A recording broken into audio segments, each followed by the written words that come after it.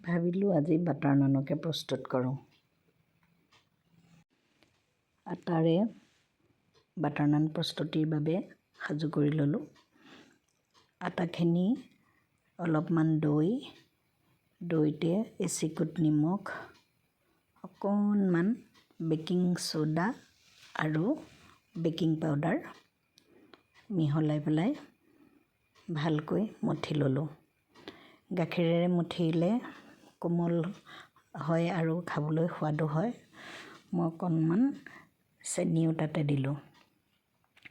তাৰপিছত দীঘলীয়াকৈ বেলি ল'লোঁ।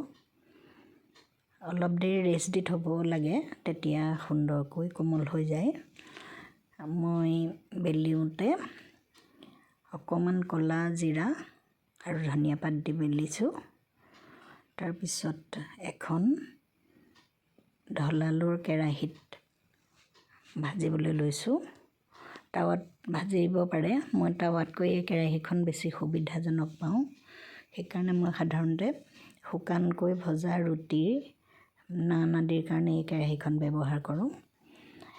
ৰুটিখন কেৰাহীত দিওঁতে যিফালে কালজিৰা লগাইছোঁ সেইফালে নহয়, ওলোটা ফালত পানীৰে তিয়াই লৈছোঁ। পানীৰে তিয়াই পেলাই টাৱাখনত দি দিছোঁ। তাৰপৰা জুই বেছিকৈ ৰাখিব লাগে। তলফালৰ পৰা ভালকৈ সেক খালে ওপৰৰ ফালে অকণমান ঢৌ উঠা নিচিনা হ'ব। তেতিয়াই কেৰাহীখন এনেদৰে লুটিয়াই ওপৰ পিঠিটো জুইত পোনপটীয়াকৈ সেকি দিছোঁ। পোনপটীয়াকৈ সেকি দিলে দুইটা ছাইডে ধুনীয়াকৈ পুৰে। তাৰপিছত লাহেকৈ দাঙি চালে দেখা যাব ৰুটিখন কেৰাহীৰ পৰা উঠি যায়।